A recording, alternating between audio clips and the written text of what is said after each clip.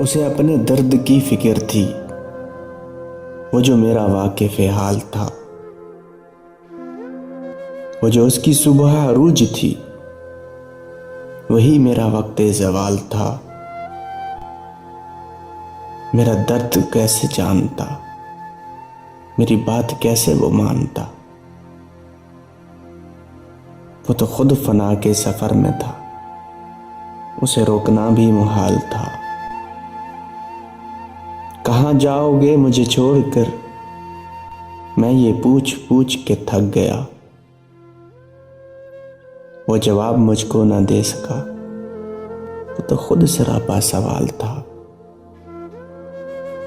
वो मिला तो सदियों के बाद भी, मेरे लब पे कोई गिला न था। वो मिला तो सदियों के बाद भी,